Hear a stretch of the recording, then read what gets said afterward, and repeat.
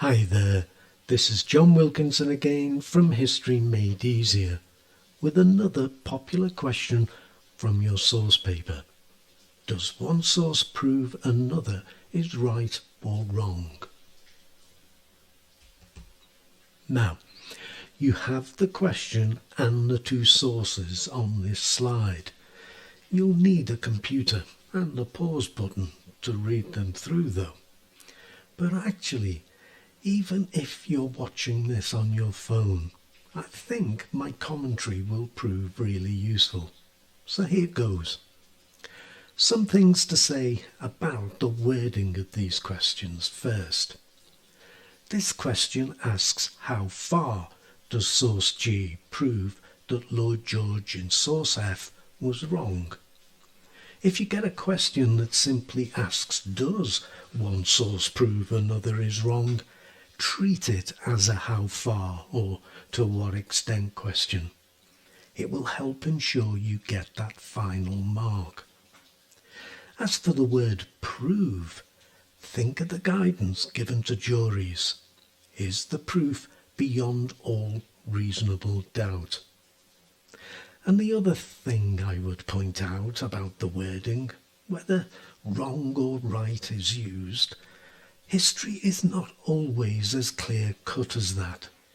It might be that the sources are giving different interpretations, different perspectives. So do say this if that is your judgment. Now to general comments, which I will have used before with this type of question. But as I say, there is absolutely no harm in repeating good advice. For good time management, and to stop you from getting in a mess, I think it's best to go to the source that might be right or wrong first. In this case, Lloyd George in source F. That way you can mark the key points being said, and it would be the same with regard to messages in a cartoon. And then go to the other source to see how it might offer proof of it being wrong. The other general point to make is that this is one of those questions where it does pay to think about the author and their audience.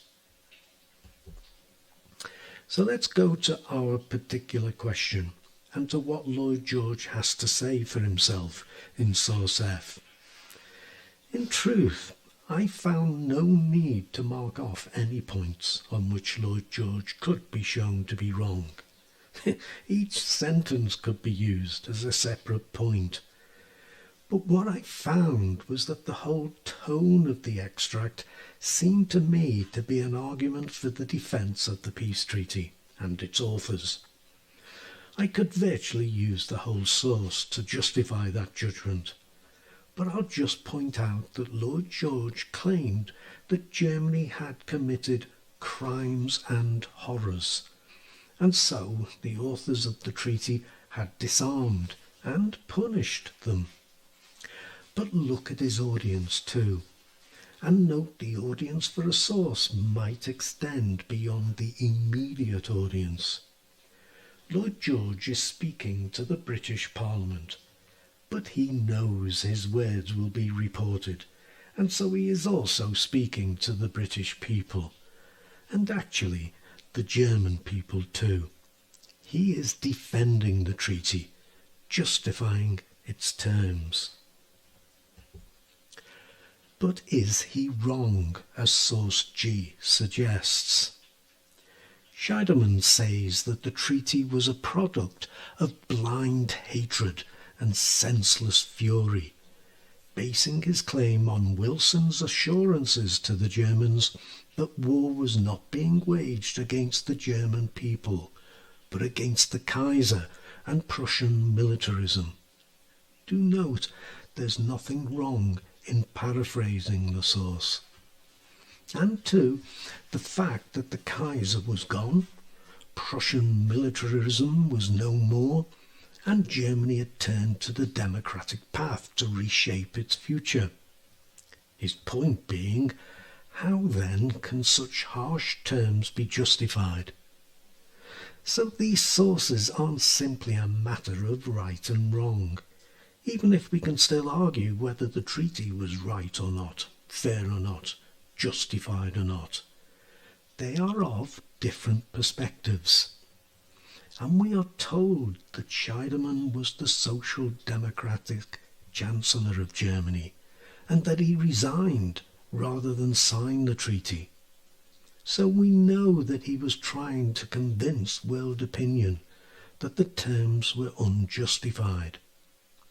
But that doesn't prove Lloyd George wrong. What Lloyd George says with regard to the terms of the treaty, his references to reparations and to disarmament, even to punishment, are factually correct. Whether the treaty established guarantees and securities and demonstrated that you cannot trample on national rights and liberties, as he said, and that the treaty will be a warning to nations, well, history has proven him wrong, but that's another matter. Scheidemann doesn't prove him wrong. So, I hope that was useful for you. I suppose the final tip I could give is to think about what would be required for proof. And in this case, that would take us back to the debate surrounding war guilt. There is actually a hint of that when Scheidemann refers to Wilson's assurance that war was not being waged against the German people. But in this extract at least, Scheidemann doesn't develop that argument. And it's not referred to in the mark scheme either, or the examiner's report. But if you had mentioned it, trust me, you would be rewarded.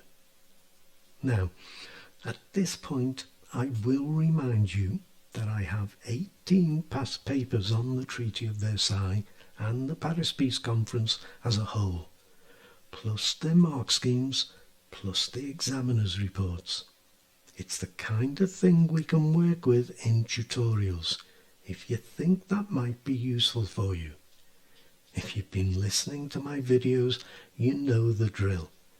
Get your parents to contact me at historymadeeasier@gmail.com and we'll see if we can sort something out.